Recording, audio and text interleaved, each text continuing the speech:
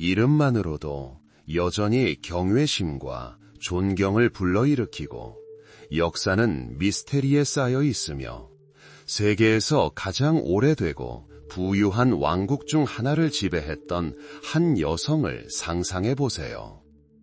유혹, 지성, 그리고 정치적 천재성을 상징하는 이름이 된 이 통치자는 누구였을까요?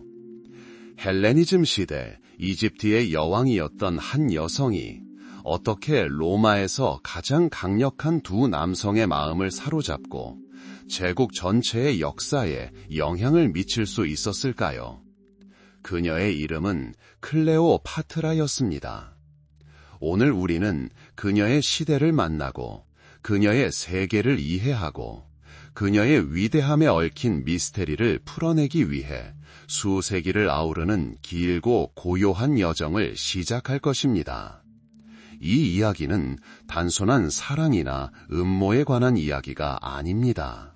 고대 이집트가 자신의 정체성을 지키려 애쓰다가 부상하는 로마와 맞닥뜨린 역사의 전환점에 대한 이야기입니다. 프톨레마이오스 왕조의 탄생부터 시작하여 그녀의 삶을 탐구하고 그녀의 여정을 끝까지 따라가며 그녀의 이야기를 매혹적이고 의미 있게 만드는 세부 사항들을 파헤쳐 보겠습니다. 사막의 모래가 천년의 비밀을 간직하고 나일 강물이 시대의 지혜를 담고 있는 고대의 분위기에 푹 빠져보세요. 클레오파트라가 내딛는 모든 발걸음이 민족의 유산을 보존하는 한 걸음이었던 과거로 떠나보세요. 기원전 169년에 태어난 클레오파트라는 단순한 여왕이 아니었습니다. 그녀는 알렉산더 대왕의 장군 중 한 명이 세운 그리스 왕조인 프톨레마이오스 왕조에 속했습니다. 프톨레마이오스 왕조는 거의 3세기 동안 이집트를 통치하며 그리스의 뿌리를 유지하면서도 이집트 문화에 깊이 통합되었습니다. 당시 이집트는 두 위대한 문명이 독특하게 융합된 곳이었습니다.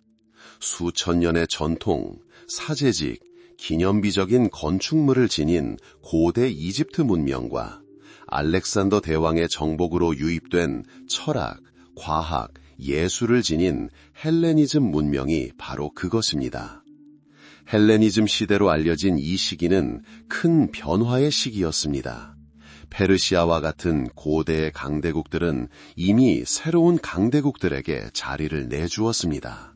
서방에서는 로마가 세력을 확장하며 군단을 꾸준히 확장하고 있었습니다. 프톨레마이오스 왕조의 이집트는 부와 문화적 영향력에도 불구하고 복잡한 지정학적 상황에 처해 있었습니다. 많은 이들이 갈망했던 보석과도 같았습니다. 바로 이 끓어오르는 문화와 정치적 야망의 도가니 속에서 왕국의 운명에 결정적인 역할을 할 미래의 여왕 클레오파트라가 태어났습니다.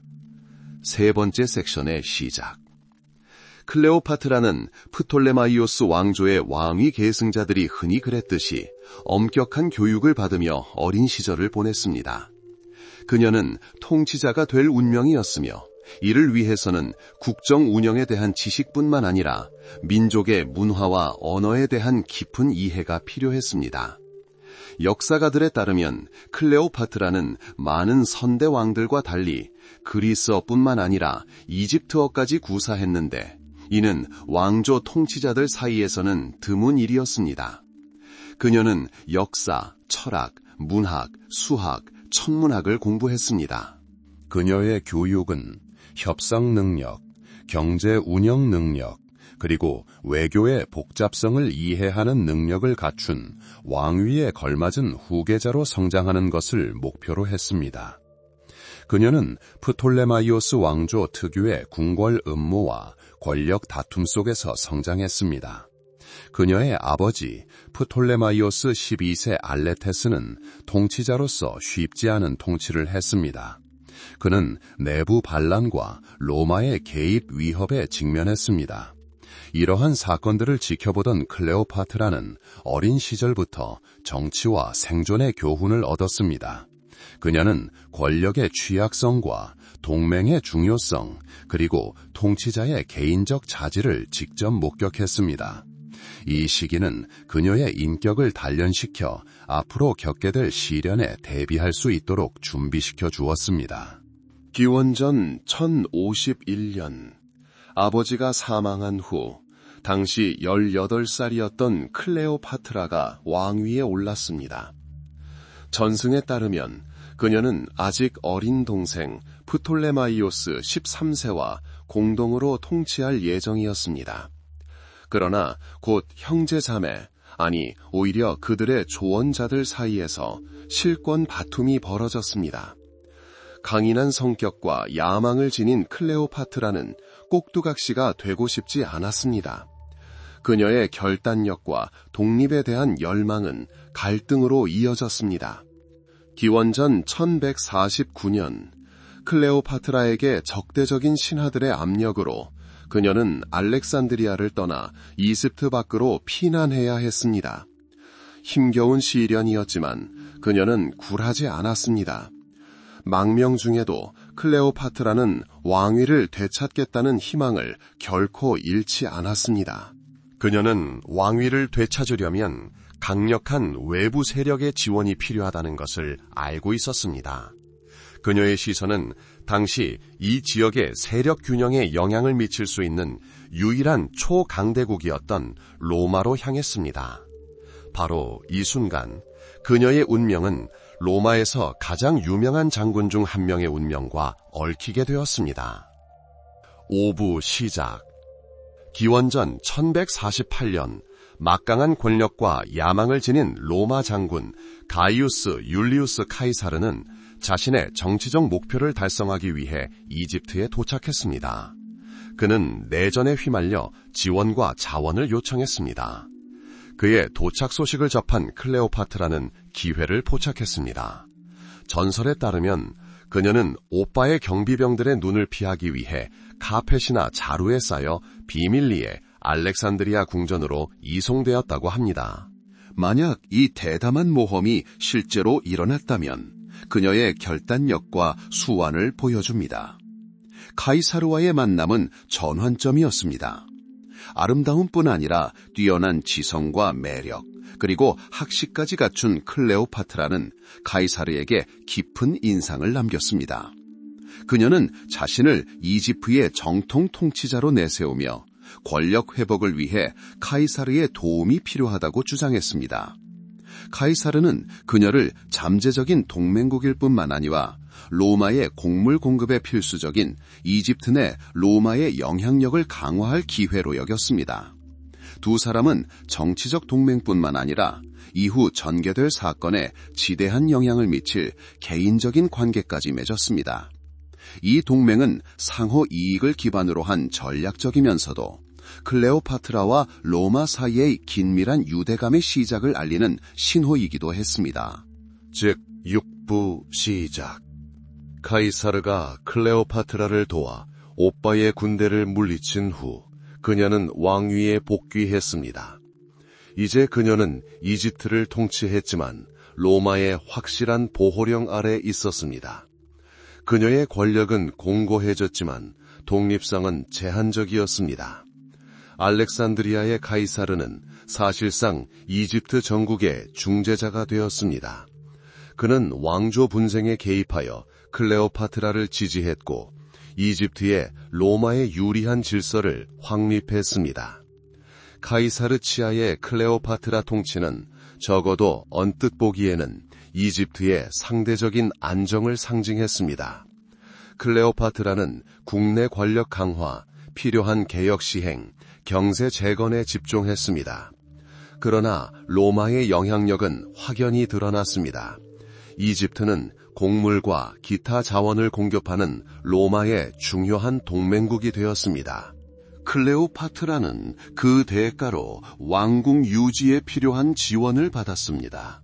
심지어 카이사르와 함께 로마를 방문하여 이집트의 여왕으로 추대받으며 로마 엘리트층의 상당한 관심과 어쩌면 우려를 불러일으켰습니다.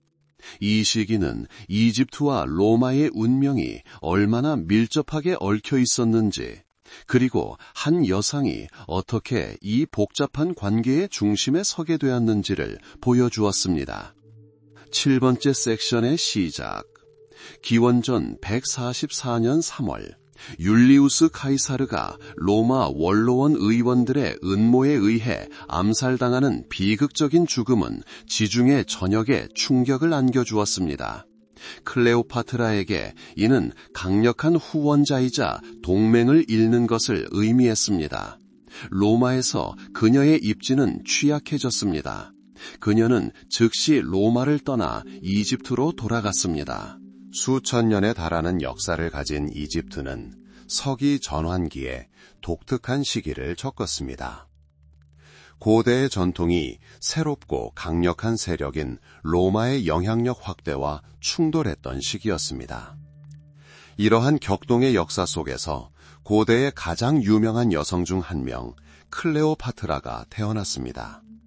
그녀는 알렉산더 대왕의 정복 이후 이집트를 통치했던 그리스 왕조인 프톨레마이오스 왕조의 마지막 여왕이 되었습니다.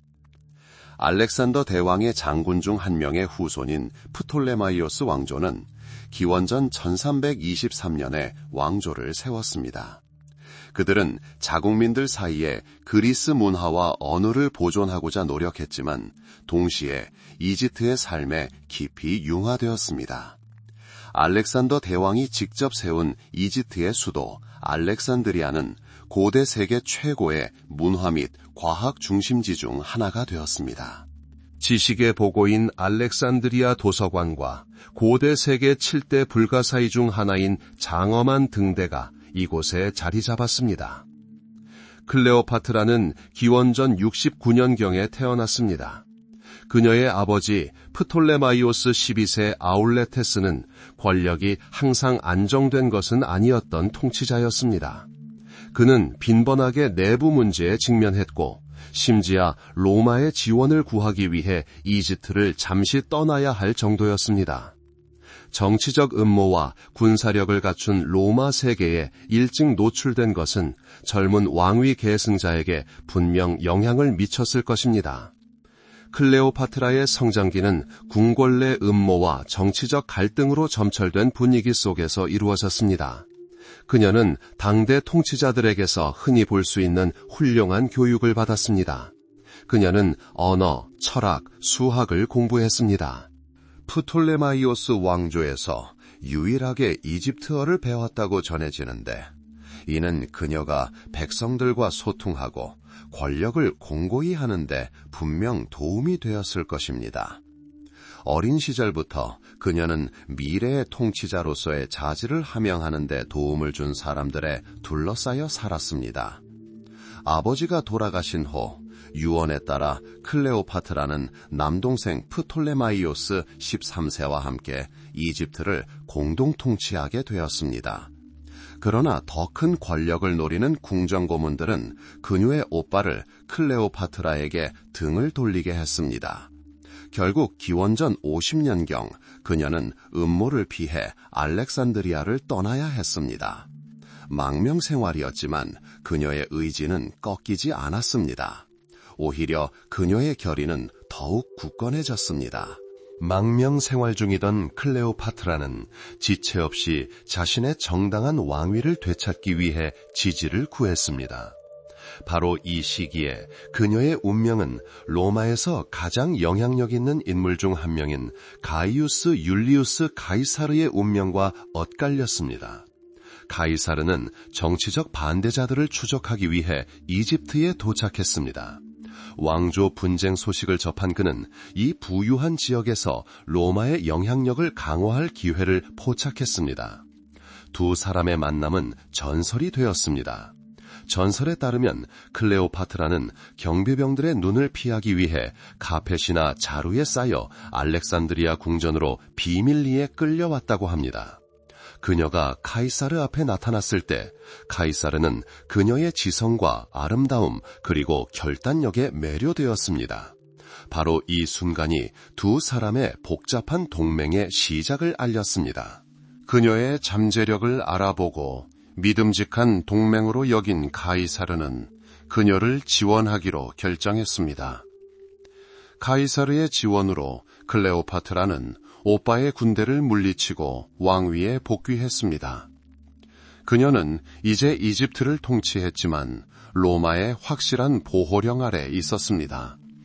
그녀의 권력은 공고해졌지만 독립성은 제한적이었습니다. 알렉산드리아의 카이사르는 사실상 이집트 전국의 중재자가 되었습니다.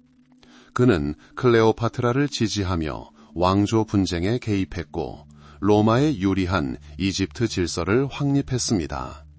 카이사르 치하의 클레오파트라 통치는 적어도 언뜻 보기에는 이집트의 상대적인 안정을 상징했습니다. 클레오파트라는 국내 권력 강화, 필요한 개혁 시행, 경제 재건에 집중했습니다. 그러나 로마의 영향력은 확연히 드러났습니다. 이집트는 곡물과 기타 자원을 공급하는 로마의 중요한 동맹국이 되었습니다. 클레오파트라는 그 대가로 왕궁 유지에 필요한 지원을 받았습니다. 심지어 카이사르와 함께 로마를 방문하여 이집트의 여왕으로 추대받으며 로마 엘리트층의 상당한 관심과 어쩌면 우려를 불러일으켰습니다. 이 시기는 이집트와 로마의 운명이 얼마나 밀접하게 얽혀 있었는지, 그리고 한 여성이 어떻게 이 복잡한 관계의 중심에 서게 되었는지를 보여주었습니다. 기원전 1444년 3월 율리우스 카이사르가 로마 원로원 의원들의 음모에 의해 암살당하는 비극적인 죽음은 지중해 전역에 충격을 안겨주었습니다. 클레오파트라에게는 이는 강력한 후원자이자 동맹을 잃는 것을 의미했습니다. 로마에서 그녀의 입지는 취약해졌습니다.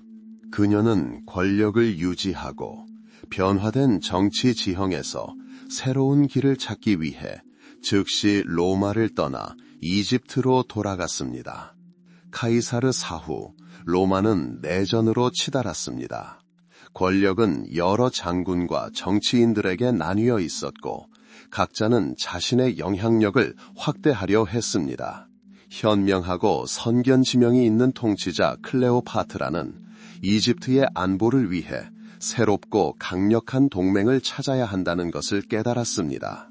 그녀의 선택은 로마 삼두 정치에서 가장 영향력 있는 인물 중 한 명인 마르쿠스 안토니우스였습니다.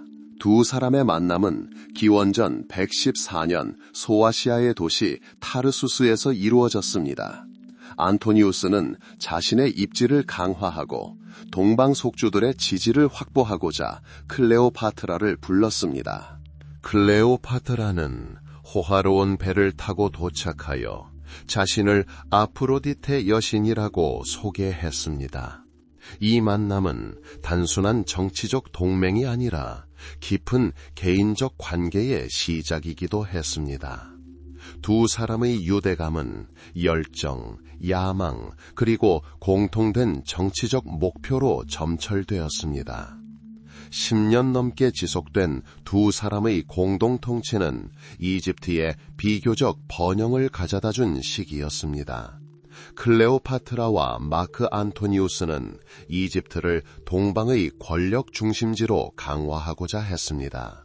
안토니우스는 클레오파트라와 그녀의 자원을 로마에서 자신의 야망을 실현할 기회로 여겼습니다. 그들은 합동 군사작전을 수행하고 영토를 확장했으며 지중해에 새롭고 더 공평한 질서를 구축하고자 했습니다. 그러나 그들의 동맹은 로마 정치의 또 다른 핵심 인물, 카이사르의 또 다른 핵심 인물, 카이사르의 조카이자 후계자인 가이우스 옥타비아누스와의 갈등을 심화시켰습니다. 더욱 실용적이고 신중했던 옥타비아누스는 안토니우스와 클레오파트라의 동맹을 자신의 권력 상승에 대한 위협으로 여겼습니다. 그는 안토니우스와 클레오파트라를 로마의 가치와 전통에 대한 위협으로 묘사하며 대대적인 선전 활동을 펼쳤습니다. 옥타비아누스는 소문과 과장을 교묘하게 활용하여 로마 국민과 원로원을 자신의 반대파에 맞서도록 만들었습니다. 옥타비아누스와 안토니우스 클레오파트라 동맹 사이의 긴장이 고조되어 결국 전면전으로 치달았습니다. 결정적인 충돌은 기원전 131년 그리스 해안에서 벌어진 악티움 해전에서 발생했습니다. 전투는 격렬했지만 결국 옥타비아누스 군대가 결정적인 승리를 거두었습니다. 악티움 해전의 패배는 안토니우스와 클레오파트라, 그리고 이집트의 운명을 결정짓는 전환점이 되었습니다. 악티움에서 패배한 안토니우스와 클레오파트라는 이집트로 후퇴했습니다. 옥타비아누스는 그들을 추격했고 곧 그의 군대는 이집트 영토를 침공했습니다. 필연적인 패배와 포로로 잡혀 굴욕을 당할 위기에 처한 안토니우스는 자살했습니다. 절박한 상황에 처한 클레오파트라 역시 자신의 운명에 대한 결정을 내렸습니다. 역사 기록에 따르면 클레오파트라는 기원전 130년에 사망했습니다. 그녀의 죽음은 그녀의 삶처럼 전설 속에 가려져 있습니다. 가장 널리 알려진 설은 그녀가 로마에서의 체포와 개선 행렬이라는 수치를 피하기 위해 독사에게 물려 자살했다는 것입니다. 이는 이집트의 마지막 여왕에게 비극적인 최후였습니다. 그녀의 죽음 이후 이집트는 로마 제국에 합병되었고 1000년간의 이집트 독립 통치는 끝났습니다. 클레오의 유산. 자, 이제 우리는 고대 이집트로 그 운명이 지중해의 강대국들과 밀접하게 연관되어 있던 시대로 이동합니다. 우리의 이야기는 고대의 가장 유명한 여성 중 한 명 클레오카트라에 초점을 맞춥니다.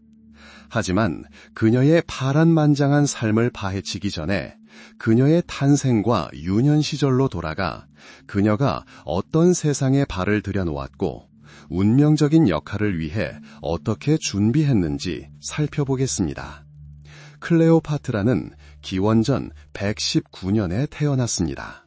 그녀는 격동의 시대에 이집트를 통치했던 프톨레마이오스 12세 아울레테스의 딸이었습니다. 알렉산더 대왕의 장군 중 한 명이 세운 프톨레마이오스 왕조는 수세기 동안 이집트를 통치했습니다. 그러나 그 무렵 이집트는 파라오 시대처럼 강력한 국가가 아니었습니다. 로마 공화정이 세력을 키우면서 이집트 정치에 미치는 영향력이 점점 더 뚜렷해지고 있었습니다.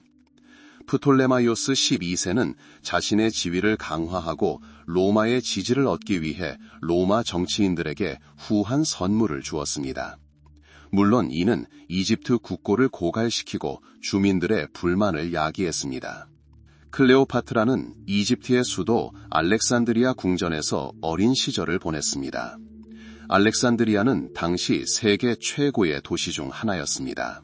학문, 문화, 무역의 중심지였으며 이집트, 그리스, 유대 등 다양한 문화가 뒤섞여 있었습니다. 어린 클레오파트라가 살았던 궁전은 사치와 음모로 가득했습니다. 그녀의 아버지인 프톨레마이오스 12세는 가장 강력한 통치자가 아니었고 그의 왕위는 종종 위협받았습니다. 클레오파트라는 아버지의 외동딸이 아니었습니다. 그녀에게는 왕위 계승권을 주장하는 형제 자매가 여러 명 있었습니다. 프톨레마이오스 왕조의 전통에 따르면 왕족의 순수성을 유지하기 위해 형제 자매끼리 통혼하는 경우가 많았습니다.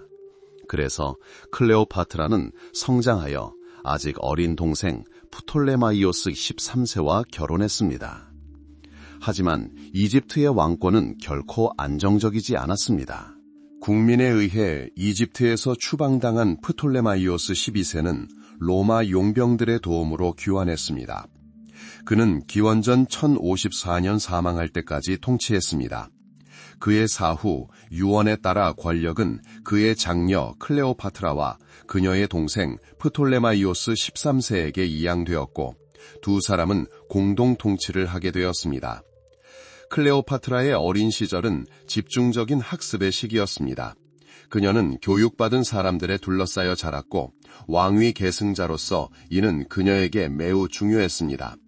그녀는 역사와 문학뿐만 아니라 과학까지 공부하며 훌륭한 교육을 받았습니다. 특히 언어에 많은 관심을 기울였습니다. 클레오파트라는 프톨레마이오스 왕조에서 유일하게 이집트어를 배운 사람이었습니다. 이집트의 통치자에게 이는 매우 중요했는데 그녀의 전임자들은 대부분 조상의 언어인 그리스어만 사용했기 때문입니다. 지역 언어에 대한 지식은 그녀가 일반 대중과 소통하고 그들의 요구를 이해하며 이집트와의 유대감을 강화할 수 있도록 해주었습니다. 그녀는 또한 왕조의 다른 구성원들처럼 그리스어와 미래에 유용하게 쓰일 라틴어를 구사했으며 아람어를 비롯한 다른 언어들도 구사했습니다. 그녀는 외교, 통치술, 그리고 경제학을 배웠습니다. 궁정생활, 정치적 음모, 그리고 아버지가 로마 사절들을 어떻게 대하는지 직접 관찰했습니다. 이 모든 것이 그녀를 미래의 통치자로 성장시켰습니다. 그녀는 권력이 얼마나 취약한지를 직접 목격했고 이집트를 지키려면 강인함뿐 아니라 지혜도 필요하다는 것을 깨달았습니다. 클레오파트라가 교육을 받는 동안 그녀의 동생 프톨레마이오스 13세는 아직 젊었지만 그의 조언자들의 영향을 받고 있었습니다. 야심만만하고 교활한 이 조언자들은 클레오파트라를 경쟁자로 여겼습니다. 그들은 프톨레마이오스 13세의 권력을 강화하고 클레오파트라의 영향력을 제거하려 했습니다. 클레오파트라가 20살쯤 되었을 때 그녀는 공식적으로 오빠와 공동 섭정을 하게 되었습니다.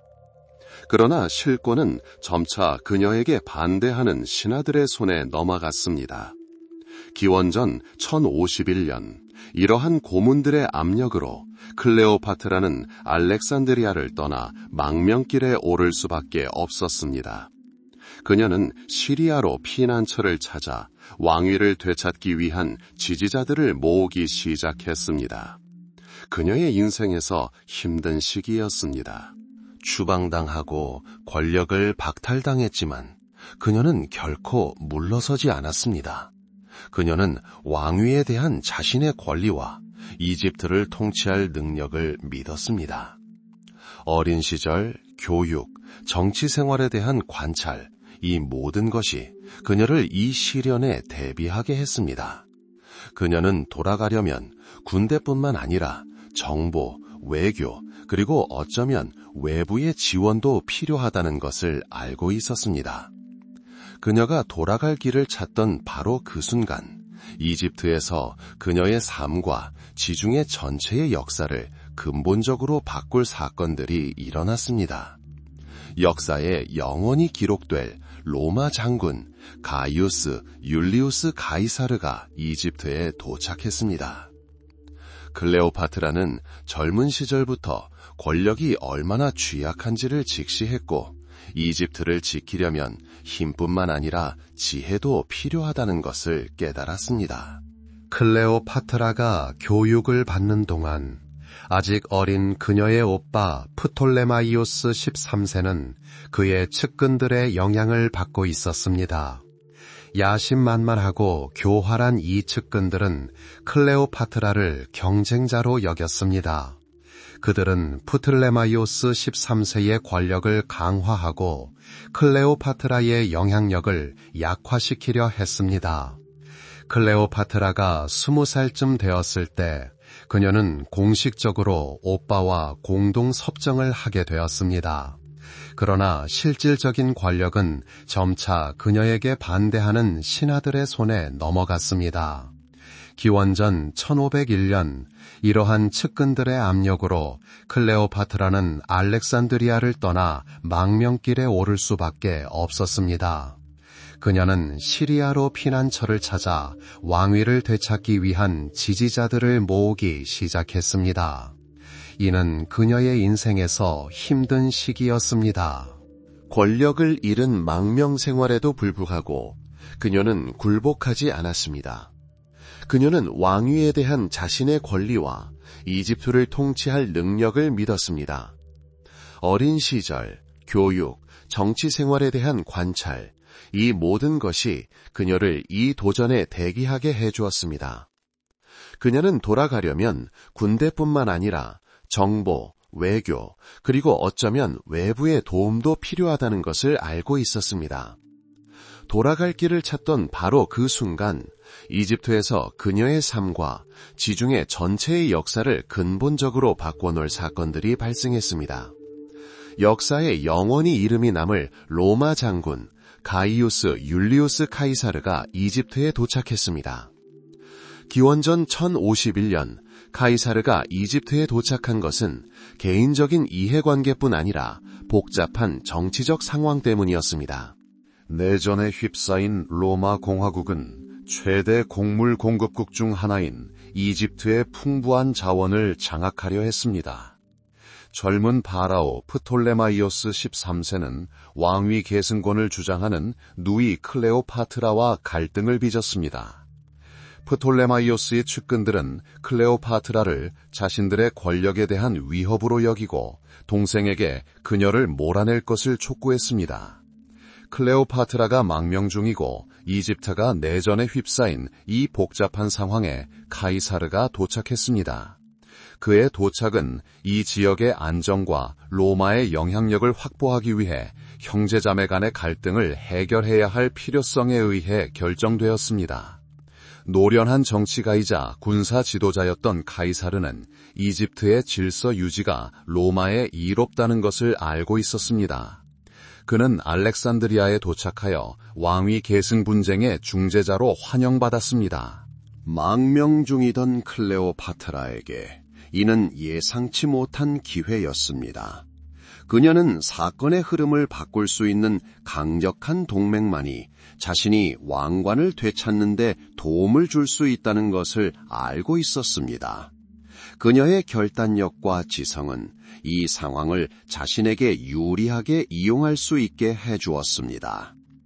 클레오파트라가 시리아에서 병력을 모으는 동안 알렉산드리아는 정치적 긴장에도 불구하고 평범한 삶을 이어갔습니다. 고대 세계의 문화와 과학의 중심지였던 이 도시는 끊임없이 번영했습니다. 거리는 상인, 장인, 학자, 군인들로 북적였습니다. 도서관에는 수천 권의 두루마리가 소장되어 있었고 박물관에서는 인간 사상의 업적을 탐구했습니다. 지중해에서 낚시를 하는 어부든 도시 주민들을 위해 빵을 굽는 제빵사든 평범한 알렉산드리아인의 삶은 익숙한 속도로 흘러갔습니다. 그러나 고위층에서는 음모가 횡행했습니다. 권력을 유지하기 위해 프톨레마이오스 13세의 참모들은 클레오파트라의 신임을 떨어뜨리고 이 젊은 파라오에 대한 영향력을 강화하기 위해 온갖 수단을 다했습니다. 그들은 소문을 퍼뜨리고 음모를 꾸며 프톨레마이오스를 자신들 외의 모든 외부 세력으로부터 고립시키려 했습니다. 한편 클레오파트라는 망명 생활을 하면서도 시간을 허비하지 않았습니다.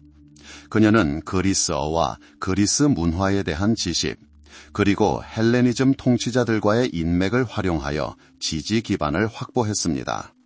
그녀는 왕위 복귀에는 무력뿐 아니라 교활함도 필요하다는 것을 알고 있었습니다. 그녀의 지성, 교육, 언어 능력, 이 모든 것이 이집트를 향한 투쟁에서 그녀의 무기가 되었습니다. 그녀는 단순한 왕위 계승자가 아니었습니다. 행동할 준비가 된 정치인이었습니다. 클레오파트라와 율리우스 카이사르의 만남은 그녀의 삶과 이집트 역사에서 가장 중요한 순간 중 하나였습니다. 전설에 따르면 클레오파트라는 경호원 없이 카이사르에게 접근하기 위해 카펫이나 자루로 몸을 감싸 그의 방으로 옮겨졌습니다. 이 대담한 행동은 그녀의 결의와 극단적인 조치를 감수할 의지를 보여주었습니다. 용기와 지성을 중시했던 카이사르는 깊은 인상을 받았습니다. 그는 클레오파트라를 단순히 왕위 계승 경쟁자가 아니라 귀중한 동맹이 될 수 있는 지적이고 야심찬 여성으로 보았습니다. 당시 이집트는 혼란에 빠져 있었습니다. 프톨레마이오스 13세와 그의 참모들은 로마의 개입에 저항하려 했지만 병력은 부족했습니다. 카이사르는 클레오파트라의 지원이 이집트의 안정과 로마에 대한 충성심을 보장할 수 있다고 판단하고 그녀를 위해 개입하기로 결정했습니다. 그는 군사 지도자였을 뿐만 아니라 유능한 외교관이기도 했습니다. 그의 목표는 이집트 정복이 아니라 곡물 공급과 전략적 요충지를 보장하는 보호령을 수립하는 것이었습니다. 클레오파트라는 카이사르에게서 권력을 되찾고 이집트의 입지를 강화할 기회를 보았습니다. 두 사람의 동맹은 상호 이익과 개인적인 호감에 기반한 것으로 여겨집니다. 카이사르는 이집트에 체류하는 동안 프톨레마이오스 지지자들과 클레오파트라 지지자들 사이에 내전에 휘말렸습니다.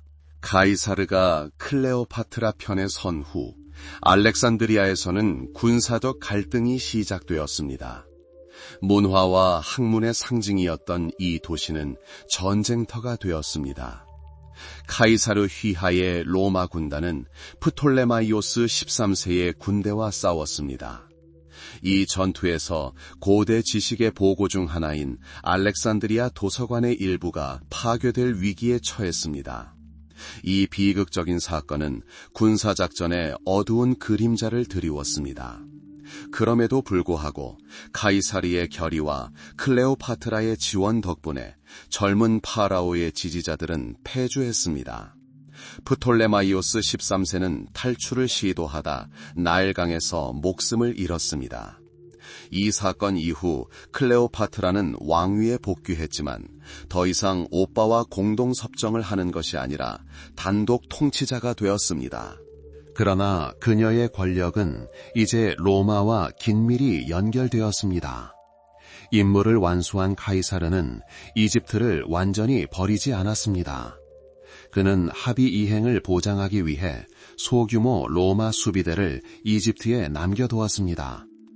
여왕이 된 클레오파트라는 로마와 카이사르 자신과의 관계를 유지해야 할 의무가 있었습니다. 이 시기는 이집트 역사의 새로운 단계, 즉 로마 보호령 시대의 시작을 알렸습니다. 이 시기에 이집트 군주국은 겉으로는 독립을 유지했지만 로마 제국의 영향을 크게 받았습니다. 율리우스 카이사르의 지원으로 왕위를 되찾은 클레오파트라는 독립 통치 시대를 시작했지만 로마의 영향력이 두드러졌습니다. 로마로 돌아온 카이사르는 이집트에 총독을 남겨두었고 클레오파트라는 로마로 가서 얼마간 머물렀습니다. 기원전 1051년 그녀는 로마에 도착하여 로마 수도를 방문한 최초의 이집트 여왕이 되었습니다. 그녀의 로마 체류는 큰 관심을 불러일으켰습니다. 그녀는 중요한 동맹으로 받아들여졌고 카이사르와의 정치적 그리고 일부 자료에 따르면 개인적인 관계는 추측의 대상이 되었습니다. 이 시기에 클레오파트라는 카이사리온이라는 아들을 낳았고 그녀는 그를 이집트와 어쩌면 로마 제국의 후계자로 여겼습니다. 로마에서의 그녀의 존재, 그녀의 부, 그리고 그녀의 매력은 로마 사회에 강한 인상을 남겼습니다. 그러나 그녀의 지위는 위태로웠습니다. 그녀는 외국에 있었고 카이사르의 총애에 의존해야 했습니다. 이집트에서는 그녀가 부재 중일 때 동생 프톨레마이오스 14세가 국정을 관리했고 그녀는 그를 공동 섭정으로 임명했습니다. 클레오파트라에게 로마 생활은 단순한 정치적 책략이 아니라 로마의 문화, 관습, 그리고 정치 체제를 내부에서 배울 수 있는 기회이기도 했습니다. 그녀는 자신의 입지를 강화하고 아들과 왕국의 미래를 보장하고자 했습니다. 기원전 1044년 3월 율리우스 카이사르의 죽음은 지중해 지역의 정치적 지형을 근본적으로 바꾸어 놓은 사건이었고 클레오파트라에게 새로운 도전을 안겨주었습니다. 그리고 위협. 클레오파트라는 자신의 지위와 로마의 야망이 얼마나 취약한지를 인지하고 권력을 유지하려면 강력한 동맹이 필요하다는 것을 깨달았습니다. 바로 이 중요한 순간에 고대의 가장 뛰어난 인물 중 한 명인 율리우스 카이사르가 등장했습니다. 기원전 48년에 있었던 두 사람의 만남은 단순한 우연이 아니라 이집트와 로마 역사의 중요한 전환점이었습니다. 폼페이우스 대왕은 파르살루스 전투에서 패배한 후 옛 동맹국인 프톨레마이오스 13세의 도움을 바라며 이집트로 피난을 갔습니다. 그러나 젊은 파라오는 참모들의 영향을 받아 운명적인 결정을 내렸습니다. 폼페이우스는 도착하자마자 암살당했고 이는 율리우스 카이사르의 분노를 샀습니다. 카이사르는 곧 알렉산드리아에 도착했습니다. 로마의 장군이자 정치가였던 카이사르는 자신과 로마 법에 대한 그러한 무시를 용납할 수 없었습니다. 그는 이집트 궁정에 해명을 요구했고 그 결과 이집트의 내정에 개입하게 되었습니다.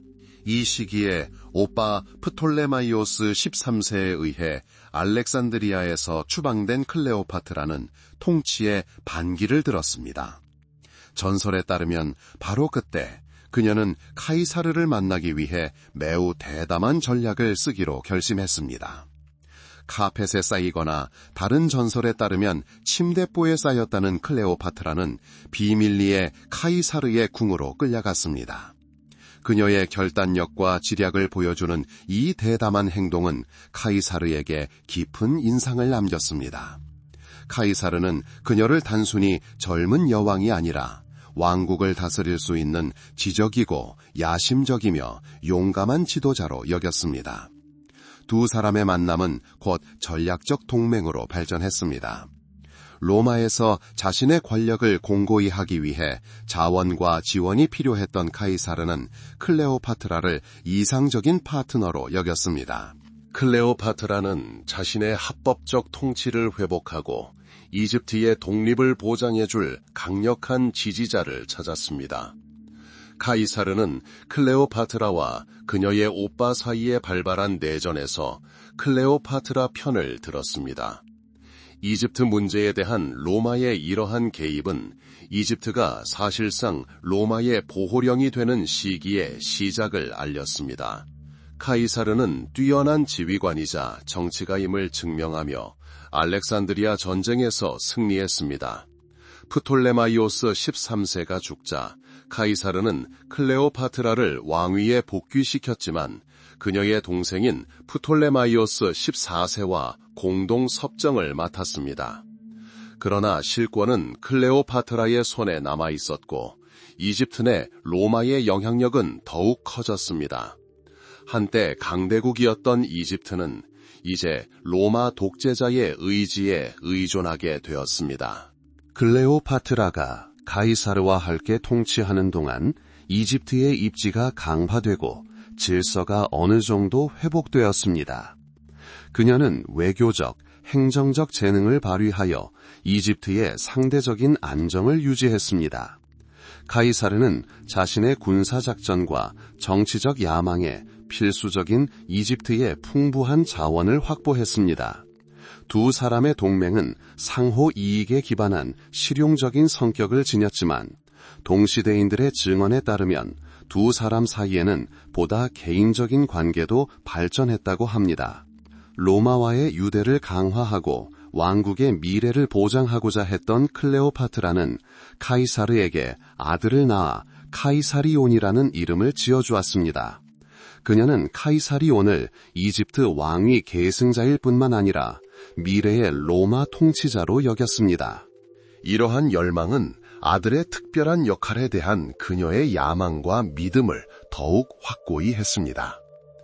알렉산드리아 전쟁 후 가이사르는 충성심을 확보하기 위해 이집트에 소규모 로마 수비대를 남겨두고 로마로 귀환했습니다.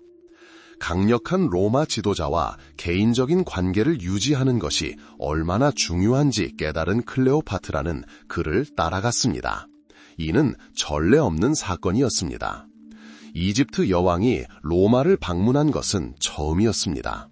기원전 1051년 그녀의 도착은 로마 사회에 엄청난 관심과 흥분을 불러일으켰습니다. 그녀는 중요한 동맹자로서 영예롭게 대접받았습니다. 그녀의 사치, 지성, 이국적인 아름다움, 그리고 물론 카이사르와의 관계는 뜨거운 논쟁의 대상이 되었습니다. 클레오파트라는 로마에서 카이사르의 별장 중 한 곳에 머물며 시간을 보냈습니다. 이는 단순한 외교적 체류가 아니라 로마의 문화, 정치, 사회 관습을 깊이 있게 연구할 수 있는 기회였습니다. 그녀는 로마의 생활 방식, 원로원의 기능, 그리고 로마인들의 생활 방식을 관찰했습니다. 이 모든 것이 훗날 그녀에게 큰 도움이 되었을 것은 분명합니다. 그녀는 자신의 입지를 강화하고 영향력 있는 로마인들의 지지를 확보하고 무엇보다도 아들과 왕국의 미래를 굳건히 하고자 했습니다. 로마에 머물렀던 그녀의 존재는 존경을 받았지만 이집트에서 로마의 영향력이 점차 커지고 있음을 보여주는 것이기도 했습니다. 그녀는 여왕이었지만 동시에 카이사르의 강력한 총애에 의지해야 했습니다. 그녀가 로마에 머무는 동안 이집트의 정사는 동생 프르톨레마이오스 14세가 관리했고 그녀는 그를 공동 통치자로 남겼습니다. 그러나 권력은 본질적으로 그녀의 손에 있었고 로마 보호령은 그 권력을 보장했습니다. 흥미진진하고 화려한 로마 생활은 클레오파트라에게 중요한 무대였으며 앞으로의 시련을 준비하는 데 도움이 되었습니다. 클레오파트라가 로마에서 율리우스 카이사르와 긴밀한 관계를 맺는 동안 이집트는 공식적으로는 동생 프르톨레마이오스 14세의 통치를 받았지만 사실상 로마의 보호령이 되었습니다. 기원전 1051년경부터 시작된 이 시기는 이집트 역사의 새로운 장을 열었습니다.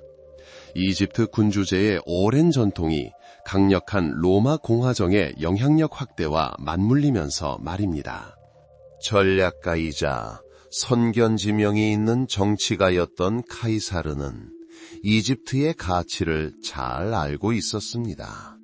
농업, 특히 곡물 생산이 발달한 부유한 나라인 이집트는 로마의 식량 안보에 필수적이었습니다.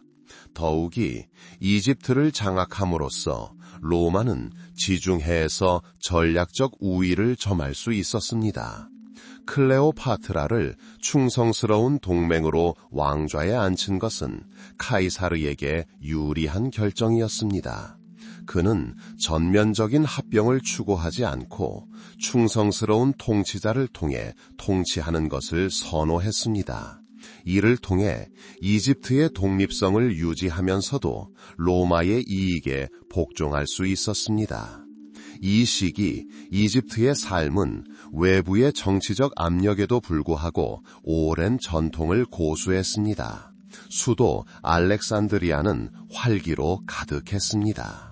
이 도시는 고대 세계 최고의 지적, 문화적 중심지 중 하나로 남아 있었습니다. 알렉산드리아 도서관은 어려운 시기를 겪었지만 여전히 학자와 사상가들을 끌어들였습니다. 거리에는 인도의 향신료, 페니키아의 직물, 시리아의 유리 등 세계 곳곳에서 온 상품들을 파는 상인들이 있었습니다. 장인들은 고대의 전통을 따라 금, 은, 파이앙스로 정교한 공예품을 계속 제작했습니다. 주로 농부였던 평범한 이집트인들은 나일강의 범람에 따라 결정되는 농경 연도의 리듬에 따라 살았습니다.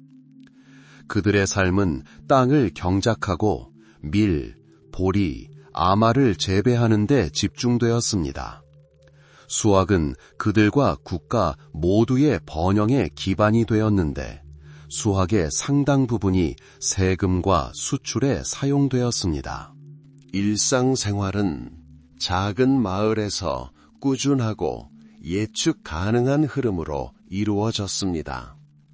사람들은 밭에 모여 일하고 서로 돕고 자연의 순환과 고대 신들과 관련된 축제를 기념했습니다. 로마에서 돌아온 클레오파트라는 자신의 권력을 곤고히 하고 이집트의 영광을 회복하고자 했습니다. 그녀는 로마의 지원에 의지하여 적극적으로 통치를 추진했습니다. 그녀의 목표는 단순히 왕위를 유지하는 것이 아니라 프톨레마이오스 왕조의 옛 권력을 회복하는 것이었습니다.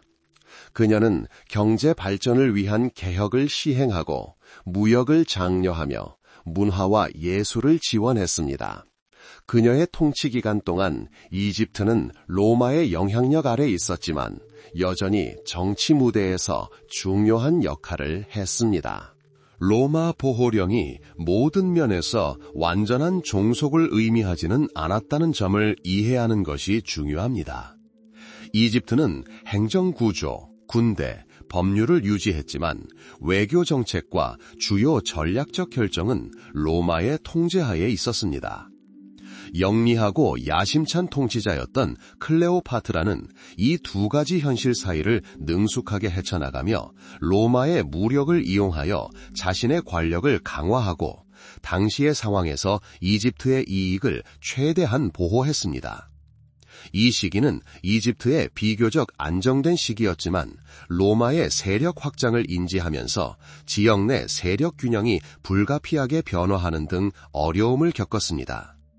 기원전 1944년 3월에 일어난 율리우스 카이사르 암살 사건은 로마뿐 아니라 이집트 그리고 물론 클레오파트라에게도 전환점이 되었습니다.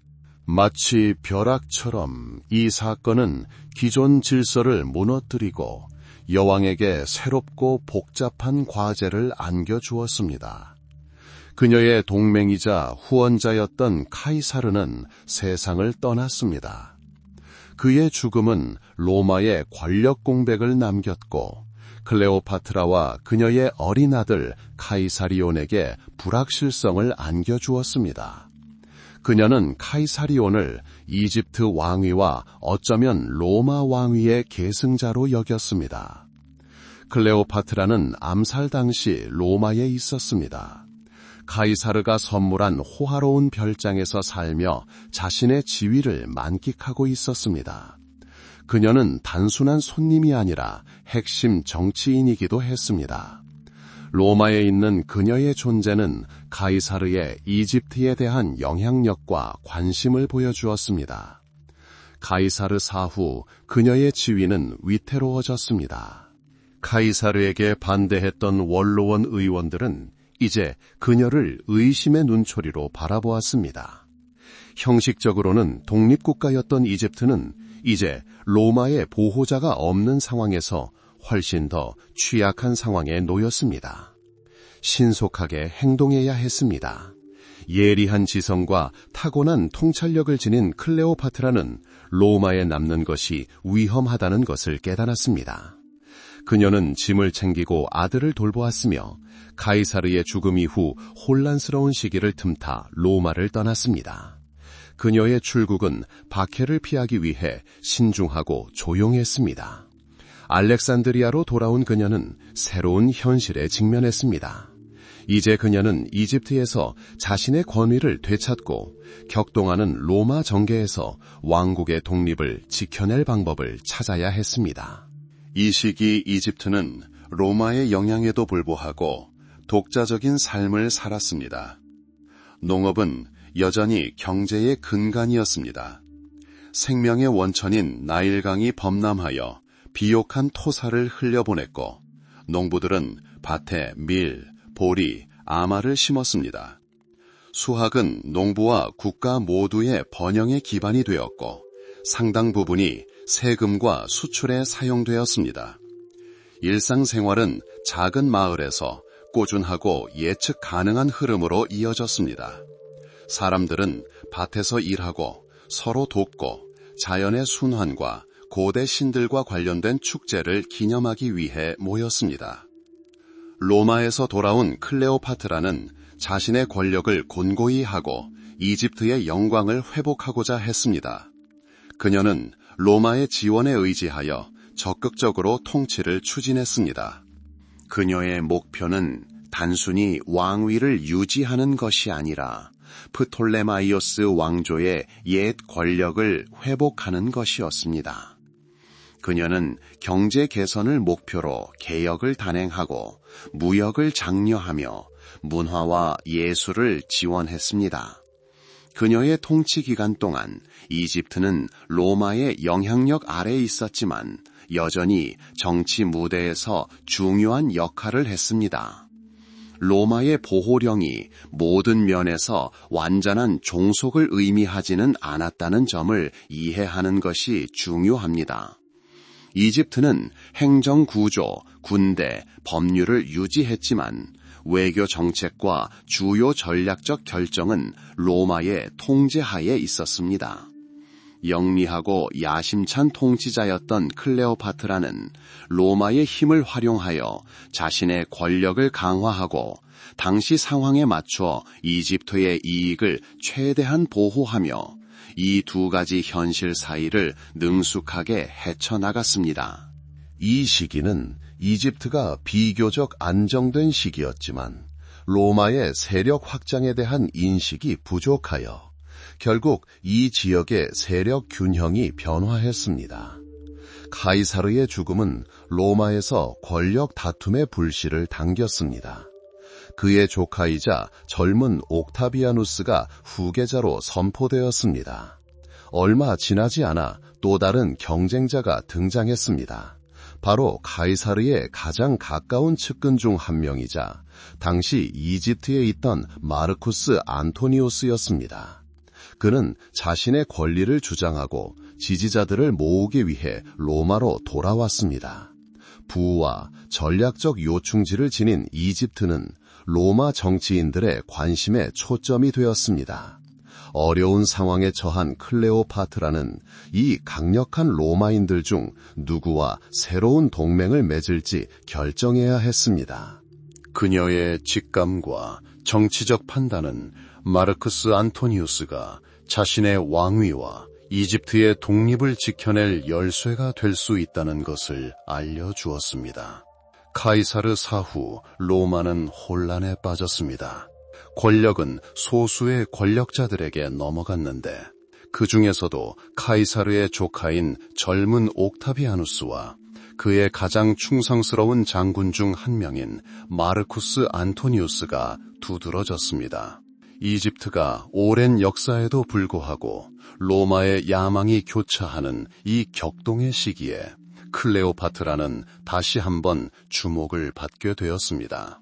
카이사르 암살 후 로마로 돌아온 마르쿠스 안토니우스는 곧 동부 속주들을 장악했습니다. 그의 행로는 이집트를 거쳐 알렉산드리아로 향했고 바로 이곳 알렉산드리아에서 여왕과 운명적인 만남을 가졌습니다. 클레오파트라가 로마 장군을 만난 것은 이번이 처음이 아니었습니다. 그녀는 이미 율리우스 카이사르를 만났고 카이사리온이라는 아들을 두었습니다. 하지만 이제 상황은 달랐습니다. 카이사르는 죽었고 여러 사람이 그의 자리를 노리고 있었습니다. 기원전 41년 마크 안토니우스가 알렉산드리아에 도착했습니다. 왕조의 진정한 딸이었던 클레오파트라는 감동을 주는 법을 알고 있었습니다. 그녀는 단순히 그를 기다리지 않았습니다. 이집트의 부와 위엄을 과시하기 위해 호화로운 연회를 열었습니다. 기록에 따르면 그녀는 금색과 보라색으로 장식되고 보라색 돛과 은색 노가 달린 배를 타고 도착했습니다. 여왕은 여신 아프로디테로 분장하고 뮤즈와 에로틱한 인물로 분장한 시종들에게 둘러싸여 있었습니다. 이는 로마 장군을 사로잡기 위해 고안된 진정한 연극 공연이었습니다. 사치를 즐기는 열정적인 남자 안토니우스는 그녀에게 매료되었습니다. 그는 클레오파트라보다 나이가 많아 40살 정도였지만 클레오파트라는 20살을 조금 넘었습니다. 하지만 나이 차이는 전혀 문제가 되지 않았습니다. 두 사람 사이에는 정치적 동맹에서 더 깊은 관계로 빠르게 발전했습니다. 클레오파트라에게 이것은 단순한 로맨스 이상의 의미를 지녔다는 점을 이해하는 것이 중요합니다. 치밀하게 계산된 정치적 도박이었습니다.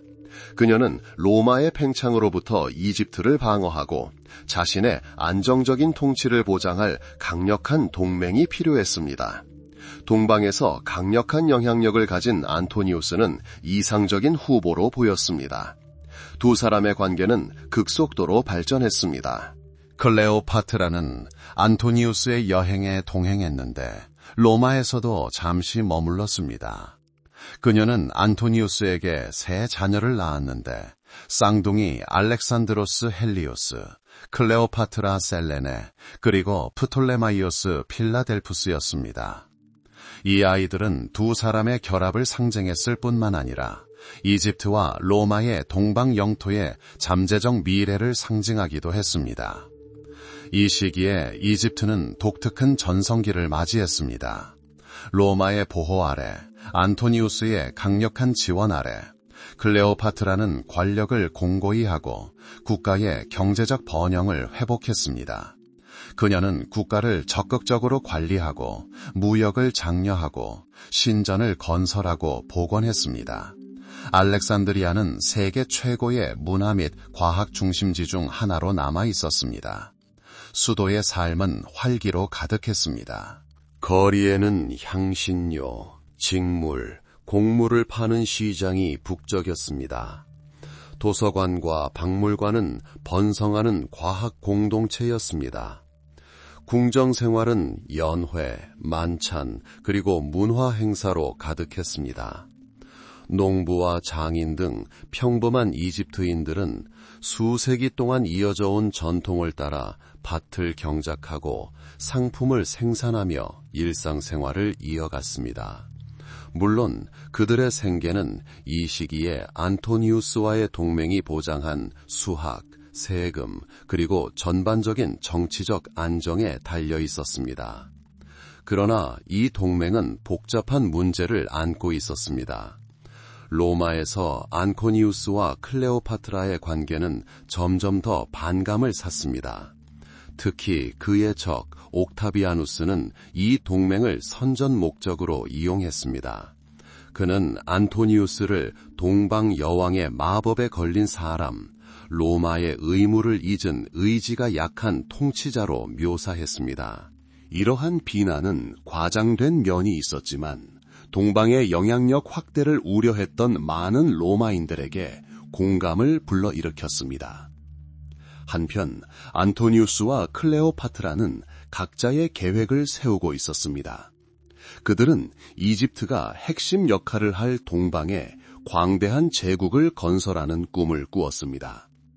안토니우스는 클레오파트라와 그들의 자녀들에게 영토와 자귀까지 주었는데 이는 로마에서 격렬한 반발을 불러일으켰습니다. 이는 로마의 기반과 영토 보전에 대한 공격으로 여겨졌습니다. 클레오파트라와 마크 안토니우스의 만남은 그녀의 삶과 이집트 역사에 있어 전환점이 되었습니다.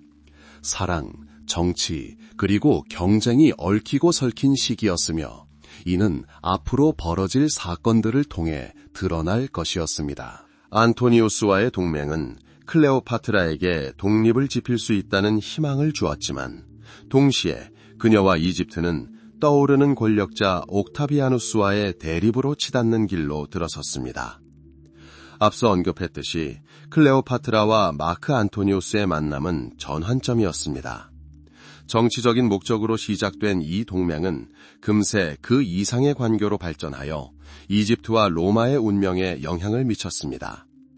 대략 기원전 41년부터 시작될 것으로 추정되는 두 사람의 공동 통치 기간은 이집트가 상대적으로 번영했던 시기였고 로마의 야망은 계속해서 커져갔습니다. 현명하고 선견지명이 있는 통치자 클레오파트라는 이집트의 독립을 유지하려면 강력한 동맹이 필요하다는 것을 잘 알고 있었습니다. 영향력 있는 로마 장군이자 제2차 삼두정치의 일원이었던 마르쿠스 안토니우스는 이상적인 선택으로 보였습니다. 상호 존중과 많은 자료에 따르면 깊은 애정에 기반한 두 사람의 관계는 클레오파트라가 자신의 입지를 강화하고 이집트의 영향력을 확대할 수 있도록 해주었습니다. 두 사람의 공동 통치 아래 이집트의 수도 알렉산드리아는 지중해에서 가장 위대한 문화 및 경제 중심지 중 하나로 남았습니다. 항구는 곡물, 직물, 향신료, 보석을 거래하는 배들로 가득했습니다. 장인들은 작업장에서 금, 은, 유리로 만든 정교한 공예품을 만들어냈습니다. 유명한 알렉산드리아 도서관은 어려운 시기를 겪었지만 여전히 학자와 사상가들을 끌어모았습니다. 이집트 농부들은 나일강에 매년 범람하는 홍수에 의존하여 나일 계곡의 비옥한 땅을 계속 경작했습니다. 밀과 보리 같은 곡물 수확은 국가 경제의 기반이자 번영의 원천이었습니다. 파라오로서 클레오파트라는 관계 시스템을 유지하고 농업의 안정을 확보하는 데 주력했습니다. 이는 국민의 식량 안보를 보장했을 것만 아니라 잉여 농산물의 수출을 가능하게 하여 국고 수입을 창출했습니다. 물론 평민들의 삶은 왕실의 호화로움과는 달랐습니다. 농민들은 소박한 집에서 살았고 그들의 일상은 농업 노동의 리듬과 수세기 동안 이어져 온 전통에 따라 결정되었습니다. 장인들은 작업장에서 일했고 상인들은 시장에서 장사를 했습니다. 그러나 안토니우스와의 동맹과 클레오파트라의 현명한 통치가 가져다준 안정 덕분에 대부분의 이집트인들의 삶은 비교적 평온하고 예측 가능했습니다. 동시에 로마의 야망은 정체되지 않았습니다. 로마 공화정의 통치자 중 한 명이었던 마르쿠스 안토니우스는 영토를 확장하고 영향력을 강화하고자 했습니다. 클레오파트라와의 관계는 개인적인 감정에 기반했지만 정치적으로도 깊은 의미를 지녔습니다. 안토니우스는 이집트를 귀중한 동맹국이자 군사작전과 정치적 음모를 위한 자원의 원천으로 여겼습니다. 클레오파트라는 이 동맹을 통해 이집트를 과거의 영광으로 되돌렸습니다. 그녀는 자신의 왕국이 로마에 맞설 수 있는 강대국이 되기를 꿈꿨습니다. 앞서 언급했듯이 그들의 공동 계획에는 이집트가 핵심 역할을 할 광대한 동방 왕국 건설이 포함되었습니다. 안토니우스는 자신의 의도를 확인하고 클레오파트라와 그들의 자녀들에게 상당한 영토와 자귀를 부여했는데 이는 로마 내부에서 강력한 반발을 불러일으켰습니다. 기원전 34년에 이루어진 이른바 알렉산드리아의 선물은 많은 로마인들에게 로마의 이익과 영토 보전에 대한 직접적인 공격으로 인식되었습니다. 그들은 이를 동방의 영향력 확대에 대한 두려움과 로마의 기반에 대한 위협으로 여겼습니다. 이는 안토니우스와 그의 주요 경쟁자 옥타비아누스 사이의 갈등을 심화시킨 중요한 사건 중 하나가 되었습니다. 따라서 클레오파트라가 마크 안토니우스와 함께 통치하던 시기는 이집트가 일종의 르네상스를 경험하는 시기였지만 반대로 로마의 야망은 점점 더 가시화되고 갈등을 빚어가던 시기였습니다. 사랑과 정치는 긴밀하게 얽혀 앞으로 닥칠 시련을 예고했습니다. 매우 유망해 보였던 이 동맹은 동시에 이집트를 떠오르는 권력자 옥타비아누스와의 직접적인 대립으로 이끌었고 필연적으로 결정적인 충돌로 이어졌습니다. 한편 천천히 그러나 확실하게 제국의 지위를 향해 나아가던 로마 공화정의 중심부에서는 미래의 황제 아우구스투스 가이우스 옥타비우스가 권력을 장악하고 있었습니다. 그는 마르쿠스 안토니우스의 모든 행보, 특히 이집트 여왕과의 관계를 면밀히 감시했습니다. 계산적이고 선견지명이 있었던 옥타비아누스는 안토니우스와 클레오파트라의 동맹이 자신의 야망과 로마의 안정에 심각한 위협이 된다는 것을 알고 있었습니다. 그는 안토니우스의 신뢰를 떨어뜨리고 그가 동방의 영향력에 굴복한 것처럼 보이게 하려는 미묘하지만 매우 효과적인 작전을 시작했습니다. 이 선전전은 옥타비아누스의 가장 강력한 도구 중 하나였습니다. 그는 로마 민회와 원로원을 교묘하게 이용하여 안토니우스를 로마 장군이자 정치인이 아닌 외국 여왕에게 힘과 자원을 바친 클레오파트라의 꼭두각시로 묘사했습니다. 옥타비아누스 지지자들이 조장한 소문과 가십은 로마 전역으로 퍼져 안토니우스가 로마의 뿌리를 잇고 개인적인 이익과 열정을 위해 공화정의 이익을 저버린 인물이라는 이미지를 심어주었습니다. 앞서 논의했던 알렉산드리아 기증에 특히 주목했습니다. 옥타비아누스는 이를 외교 행위나 동맹의 확인이 아닌 로마에 대한 부끄러운 굴욕으로 제시했습니다. 그는 로마 시민인 안토니우스가 로마 소유의 땅을 외국 여왕과 그 사이에서 태어난 아이들에게 넘겨주었다고 주장했습니다. 이는 로마의 자존심과 민족 정체성에 큰 타격을 입혔습니다. 선전은 클레오파트라가 로마 장군의 자원과 영향력을 이용하여 동방에 자신의 제국을 건설하려는 모습을 그려냈습니다. 안토니우스 자신도 이 선전의 위력을 과소평가했거나 자신의 군사적 성공과 권위가 이를 상쇄할 수 있다고 믿었을지도 모릅니다. 그는 클레오파트라와 그들의 자녀들과 시간을 보내며 동방에서 자신의 입지를 계속 강화했습니다. 한편 이집트에는 어느 정도 번영이 깃들었습니다. 현명한 통치자였던 클레오파트라는 왕국 경제에 주의를 기울였습니다. 그녀는 이집트 경제의 기반인 농업을 지원했고 나일강 유역의 비옥함을 보장하는 관계 시스템을 감독했습니다. 국내외 무역 또한 번성했습니다. 알렉산드리아는 지중해의 주요 문화 및 경제 중심지 중 하나로 남아 전 세계의 상인, 학자, 장인들을 끌어들였습니다. 당시 이집트의 일상생활은 대부분 나일강의 순환과 농업 노동에 의존하며 비교적 여유로웠습니다. 알렉산드리아와 같은 도시의 삶은 더욱 활기찼습니다. 이곳에서는 그리스인, 이집트인, 로마인, 유대인 등 다양한 국적의 사람들을 볼 수 있었습니다. 장인들은 작업장에서 노동했고 상인들은 시장에 상품을 내놓았으며 학자와 철학자들은 도서관과 아카데미에 모였습니다. 귀족과 왕실과 가까운 사람들에게는 사치와 잔치, 정치적 음모로 가득했지만 대부분의 평민들에게는 일과 가정에 집중되어 있었습니다. 이집트에서는 비교적 질서가 유지되는 듯 보였지만 로마에서는 긴장이 고조되고 있었습니다. 옥타비아누스는 단순히 소문을 퍼뜨리는 데 그치지 않았습니다. 그는 군사적 충돌을 적극적으로 준비하고 있었습니다.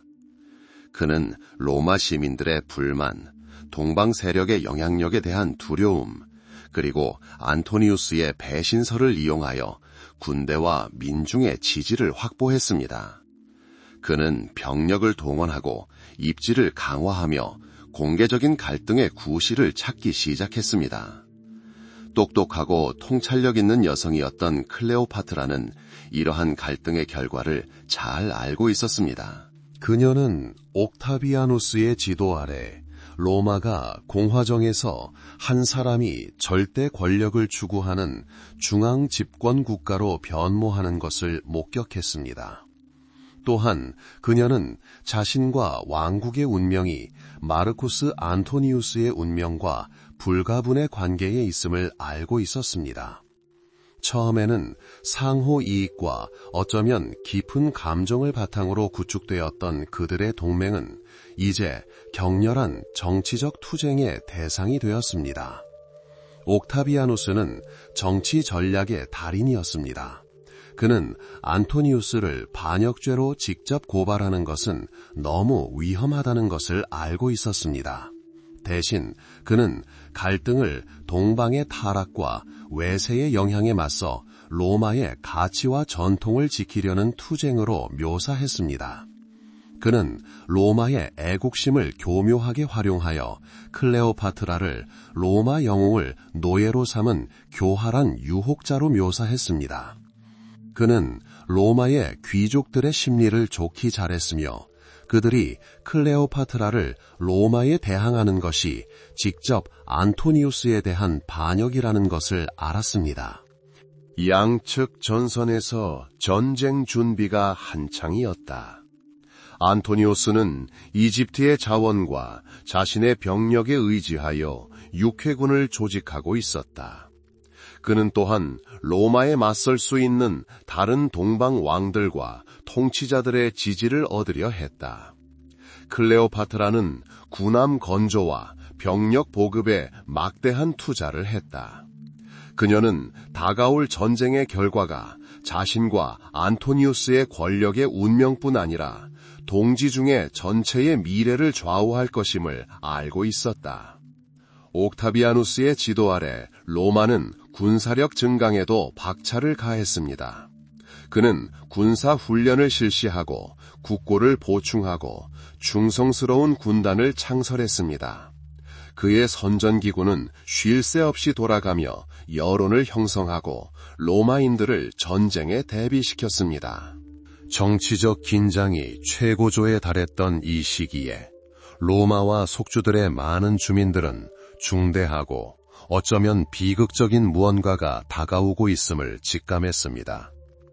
낡은 정치 질서는 무너지고 있었고 그 자리에 아직 완전히 이해되지 않은 새로운 질서가 부상하고 있었습니다. 따라서 결정적인 충돌로 이어지는 시기는 정치적 책략과 전쟁 준비뿐만 아니라 사람들의 견해를 형성하고 피할 수 없는 대결에 대비하도록 하는 강력한 정보 캠페인으로 점철되었습니다. 옥타비아누스는 냉철한 계산과 여론 조작의 수완으로 클레오파트라를 자신의 적으로, 안토니우스를 그녀의 충실한 하인으로 묘사하는 적의 이미지를 만들어냈습니다. 이는 단순한 정치적 투쟁이 아니라 전쟁의 결과를 좌우할 민중의 마음과 정신을 건 싸움이었습니다. 기원전 1325년 동지중해의 운명을 결정할 전투가 눈앞에 다가왔습니다. 악티움 해전으로 알려진 이 전투는 훗날 아우구스투스 황제가 될 옥타비아누스와 마르쿠스 안토니우스, 클레오파트라의 삼도 정치 사이에 수십 년간 이어진 권력 다툼의 정점을 찍었습니다. 이 전투의 무대는 그리스 서부 악티움 해협으로 이오니아 해와 암브라키오스 만해물이 만나는 좁은 해협이었습니다. 마크 안토니우스와 클레오파트라는 그리스의 병력을 집결시켜 결정적인 대결을 준비했습니다. 그들의 함대는 규모가 매우 컸는데 이집트의 자원과 클레오파트라의 개인 자금으로 건조된 함선들로 구성되었습니다. 그 중에는 헥타르에 달하는 거대한 함선들이 있었는데 6개의 노를 펼친 이 함선들은 그 위력에도 불구하고 전투에서는 다루기 힘들었습니다. 역사가들은 그들의 함대가 약 500척에 달했다고 추정하는데 여기에는 작고 기동성이 뛰어난 함선들이 많이 포함되어 있었습니다. 또한 상당한 수의 육군 병력도 합류했습니다. 경험 많은 장군 마르쿠스 빕사니우스 아그리파가 지휘하는 옥타비아누스의 적 함대는 함 선수는 다소 적었지만 조직력과 기동성이 더 뛰어났습니다. 뛰어난 해군 사령관임을 입증한 아그리파는 지형에 대한 지식과 전술적 이점을 활용했습니다. 일반적으로 더 가볍고 빠른 그의 함선들은 곧 마주칠 상황에 더 적합했습니다. 전투가 벌어진 날인 기원전 1325년 9월 1일은 바람이 강했습니다. 이 요인은 다른 많은 요인들과 마찬가지로 이후 사건의 전개에 영향을 미쳤습니다. 양 함대의 함선들은 전투 대형을 갖추고 전투 준비를 마쳤습니다. 배에는 수천 명의 선원과 병사들이 타고 있었는데 모두 순간의 중대성을 잘 알고 있었습니다. 당시 일반 사람들에게는 이러한 대규모 사건들이 일상생활과는 거리가 멀었지만 그 여파는 제국의 가장 외딴 지역까지 닿았습니다. 전투에 직접 참여하지는 않았지만 도시와 마을의 주민들은 승리와 그로 인한 안정을 바라며 소식을 기다렸습니다. 전투가 시작되자 안토니우스와 클레오파트라의 함대는 암브라키오스 만에서 바다로 진출하려 했습니다. 이는 위험한 결정이었는데 아마도 봉쇄를 피하고 바다에서 우세한 수적 우위를 이용하려는 의도였을 것입니다. 그러나 아그리파는 능숙하게 기동하여 만의 출구를 봉쇄했습니다. 격렬한 전투가 이어졌습니다. 함선들은 화살과 투사체를 발사하며 접근했습니다. 갈고리가 사용되었고 선원들은 갑판에서 백병전을 벌였습니다. 바로 이 순간 역사가들이 지금도 특별히 주목하는 사건이 발생했습니다. 전투가 절정에 달했을 때 클레오파트라가 지휘하는 38척의 함선, 그녀의 기함을 포함한 함선들이 갑자기 방향을 돌려 이집트를 향해 남쪽으로 향했습니다. 이를 목격한 마크 안토니우스는 함대와 지상군 대부분을 위험에 빠뜨린 채 그녀를 추격했습니다. 이러한 행동의 이유는 여전히 논쟁의 여지가 있습니다. 이는 클레오파트라가 자신의 보물과 함대 일부를 지키기 위해 미리 계획한 작전이었을까요? 아니면 공황 상태나 절망적인 상황을 직감한 갑작스러운 결정이었을까요? 어쨌든 이 작전은 치명적인 결과를 초래했습니다. 안토니우스의 남은 함선들은 지원을 받지 못하고 아마도 지휘관의 행동으로 사기가 저하되어 매우 취약한 위치에 놓였습니다. 기동성이 뛰어나고 전투 준비도 잘 된 아그리파의 함선들은 그들을 포위하고 파괴하기 시작했습니다. 많은 함선이 불타고 일부는 침몰했습니다. 수천 명이 바다에서 목숨을 잃었습니다. 해안에 남아있던 육군은 곧 항복할 수밖에 없었습니다. 악티움 해전은 옥타비아누스의 완전하고 명백한 승리로 끝났습니다. 이는 단순한 군사적 패배가 아니라 마크 안토니우스와 클레오파트라에게는 재앙이었으며 그들의 야망을 끝내고 옥타비아누스가 로마 세계 전체를 지배할 수 있는 최종적인 길을 열어주었습니다. 이후 옥타비아누스는 선전 활동을 통해 클레오파트라를 위대한 로마의 몰락을 초래한 유혹자이자 로마 자체의 적으로 묘사했습니다.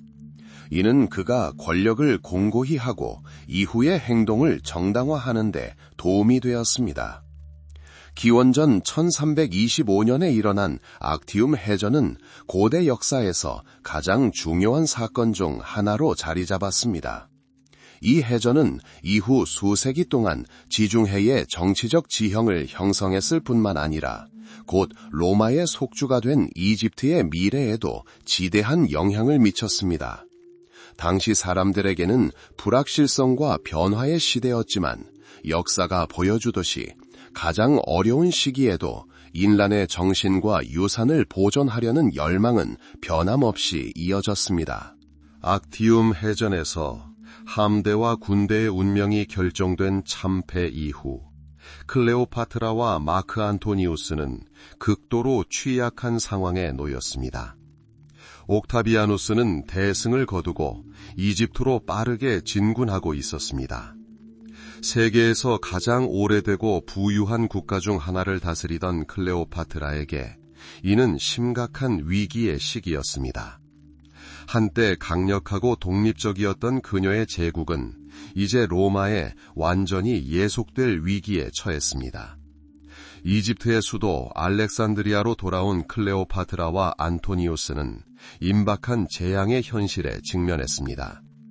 날로 입지를 굳건히 해나가던 옥타비아누스는 대등한 조건으로 협상할 의지를 보이지 않았습니다. 그의 목표는 이집트를 완전히 정복하고 막대한 부를 손에 넣는 것이었습니다. 한편 정치적 격변에도 불구하고 알렉산드리아는 여전히 평범한 삶을 이어갔습니다. 상선들이 드나들었고 시장은 상인들의 노랫소리로 가득했으며 호화로운 궁전과 소박한 집에서 사람들은 일상을 보냈습니다. 하지만 도시 곳곳에는 불확실성이 감돌았고 곧 다가올 변화를 예감했습니다. 안토니우스는 상황의 절망을 깨닫고 탈출구를 찾으려 애썼습니다.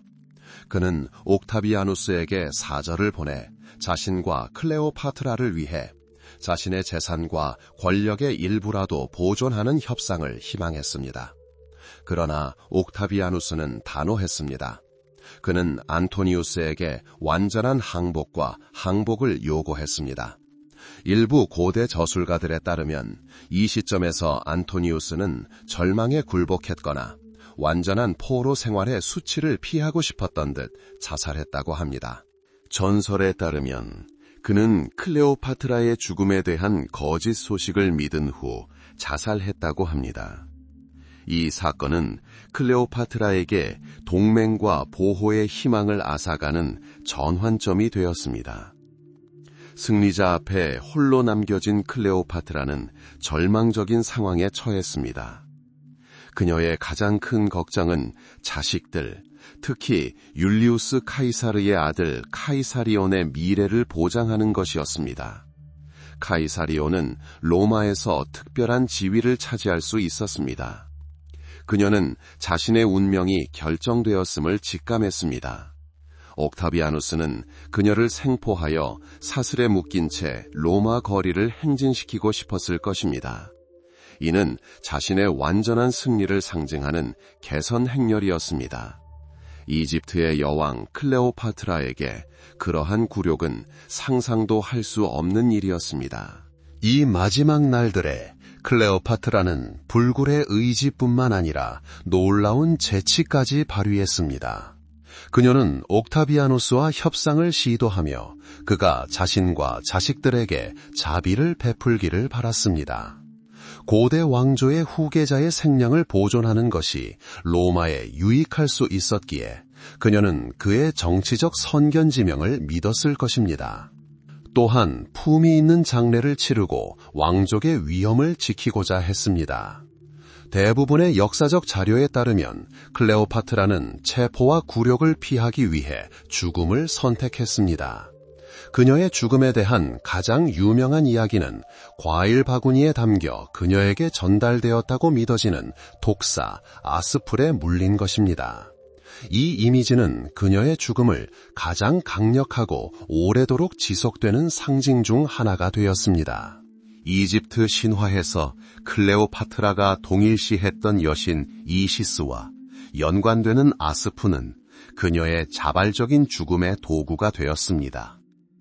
많은 이들은 이러한 죽음의 선택이 최후의 저항이자 자신의 운명을 통제하고 적이 그녀를 완전히 패배시키지 못하도록 막기 위한 수단이었다고 생각합니다.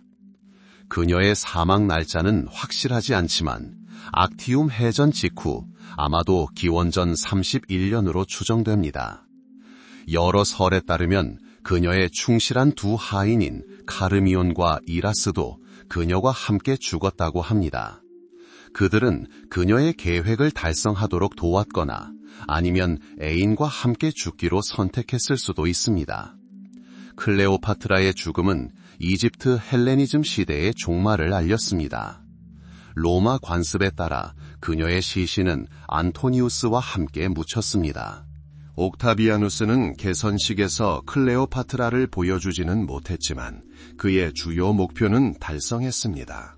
이집트가 로마 속주가 되었고 이집트의 부는 로마의 지배하에 놓이게 된 것입니다. 이집트의 로마 멸망은 오랜 과정의 논리적 귀결이었습니다. 프로톨레마이오스 왕조의 마지막 왕조인 클레오파트라는 이러한 전환의 상징이 되었습니다. 열정과 음모 그리고 정치적 투쟁으로 가득했던 그녀의 삶은 비극적으로 끝났지만 역사에 지울 수 없는 흔적을 남겼습니다. 그녀는 단순한 여왕이 아니라 뛰어난 정치가이자 외교관 그리고 지식인으로서 여러 언어를 구사하고 로마의 세력 확장에 맞서 왕국의 독립을 지키기 위해 노력했습니다.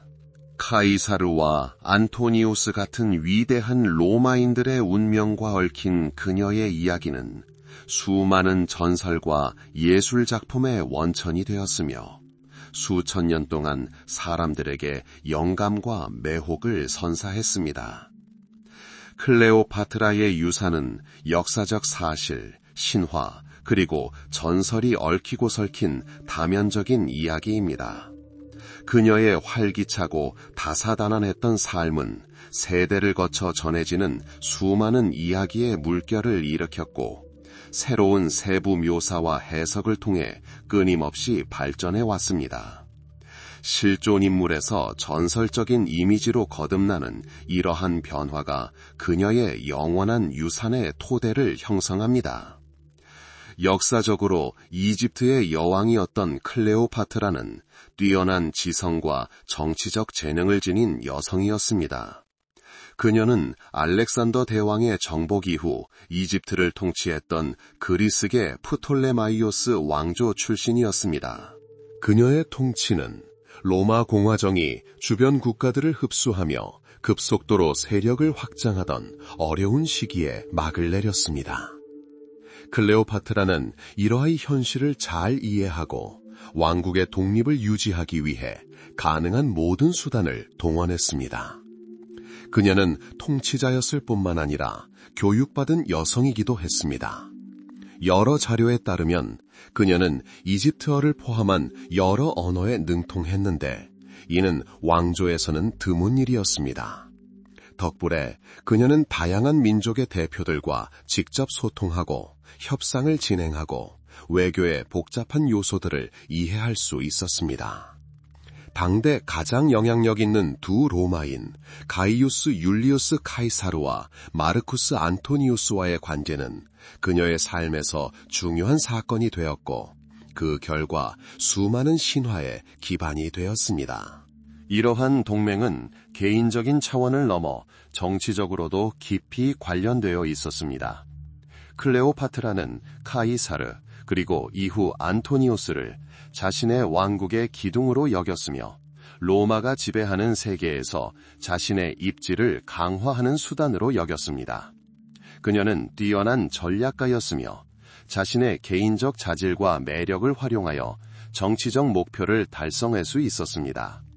그녀는 매혹적이고 설득력 있는 능력, 지성과 카리스마는 모두 로마 지도자들과의 교류에서 중요한 역할을 했습니다. 그러나 바로 이러한 열정과 정치적 음모로 점철된 관계가 전설이 탄생하는 비옥한 토양이 되었습니다. 특히 안토니우스와 클레오파트라의 패배 이후 로마의 선전은 여왕을 판무 파탈, 즉 위대한 로마 장군들의 몰락을 초래하는 유혹자로 적극적으로 부각했습니다. 훗날 아우구스투스 황제가 된 옥타비아누스에게 유리했던 이 이미지는 널리 퍼졌습니다. 덕분에 안토니우스의 패배는 그의 실수나 정치적 상황의 변화가 아니라 동방 여왕에 대한 그의 집착의 결과로 묘사될 수 있었습니다. 이처럼 국가의 생존을 위해 노력했던 실용주의 정치가 역사적 클레오파트라는 점차 신화 속 클레오파트라로 변모했습니다.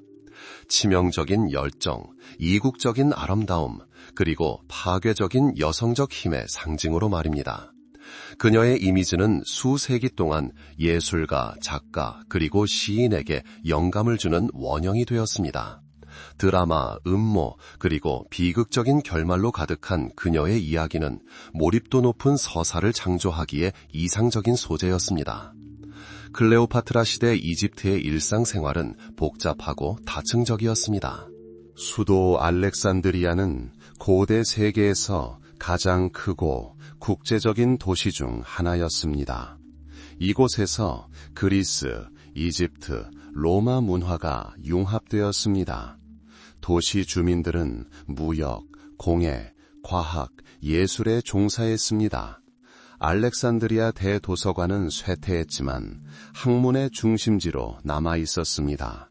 평범한 농부였던 이집트인들은 나일강의 홍수와 수학에 의존하며 평범한 삶을 살았습니다. 그들에게 강대국의 정치와 여왕의 운명은 먼 미래의 일처럼 느껴졌을 것입니다. 하지만 로마의 영향으로 인한 세금과 경제적 변화는 분명 그들에게 영향을 미쳤을 것입니다. 로마인들이 만들어낸 클레오파트라의 이미지는 당시 신민들이 그녀를 어떻게 인식했는지와 크게 달랐다는 점에 유의해야 합니다. 이집트인들에게는 그녀는 파라오이자 고대 왕조의 계승자이며 여신 이시스의 화신이었습니다. 그녀는 이집트의 종교적 숭배와 전통을 지지했는데 이는 지역 주민들에게 그녀의 권력을 정당화하는 데 중요한 역할을 했습니다.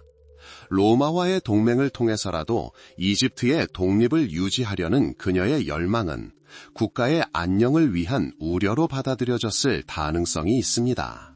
그녀가 사망하고 로마 제국이 이집트를 합병한 후에도 클레오파트라의 이미지는 계속 살아있었습니다. 예를 들어 로마 문학에서 그녀가 사망한 후 살았던 플루타르코스는 그녀를 미덕과 결점이 공존하는 복잡한 인물로 묘사합니다. 플루타르코스는 다양한 자료를 바탕으로 그녀의 지성과 정치적 능력을 인정하면서도 사치에 대한 열정과 애착을 드러내며 더욱 균형 잡힌 모습을 보여주고자 했습니다. 중세 작가들은 종종 그녀의 이야기를 기독교 도덕의 관점에서 해석하여 그녀를 죄인으로 비난하거나 그녀의 강인함을 칭찬했습니다. 르네상스 시대에 고대에 대한 관심이 되살아나면서 클레오파트라는 수많은 희곡, 그림, 음악 작품의 소재가 되었습니다. 그녀는 이상적인 아름다움, 비극적인 사랑, 그리고 정치적 드라마의 화신으로 묘사되었습니다. 이후 여러 세기에 걸쳐 그녀의 이미지는 시대 정신을 반영하며 끊임없이 변화했습니다. 그녀는 동양의 이국주의적 상징이자 여성 해방의 화신, 그리고 페미니즘적 해석의 대상이 되었습니다.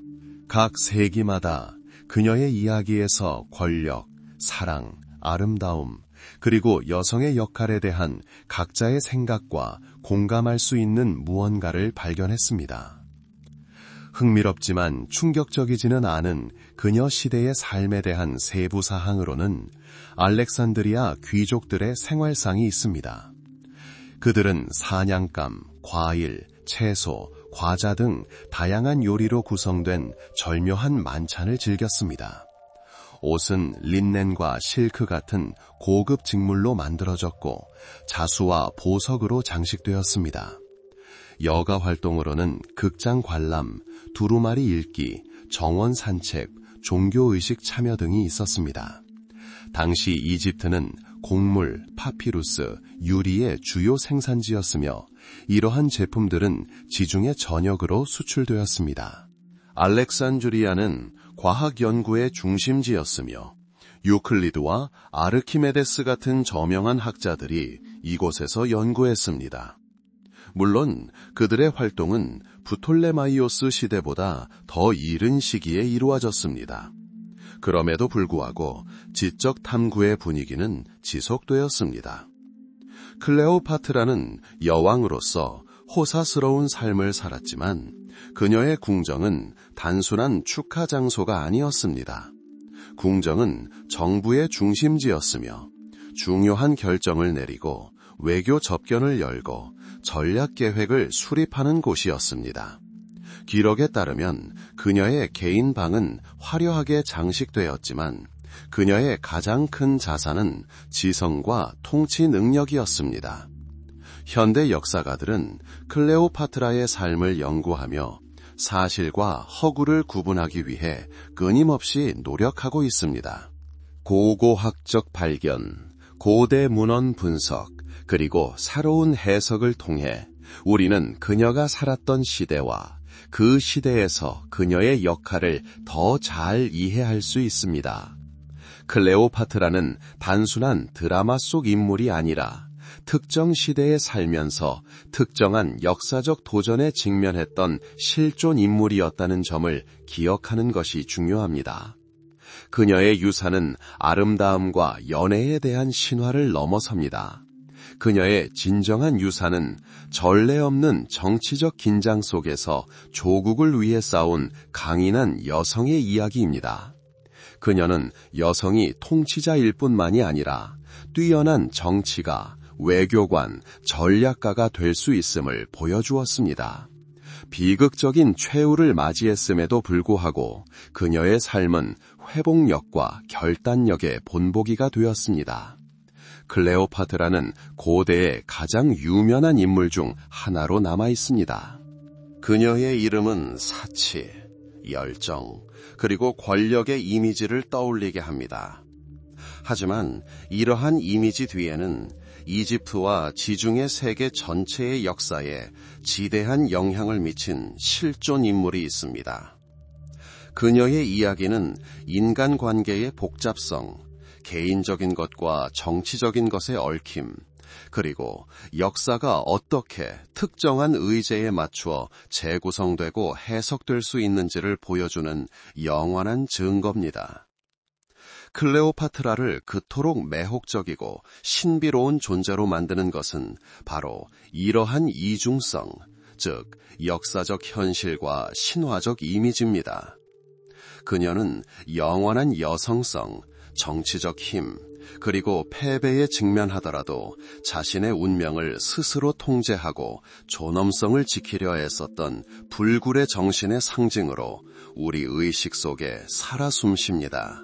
그녀의 유산은 단순한 사실들의 집합이 아니라 끊임없이 우리에게 영감을 불어넣고 생각을 자극하는 살아있는 이야기입니다.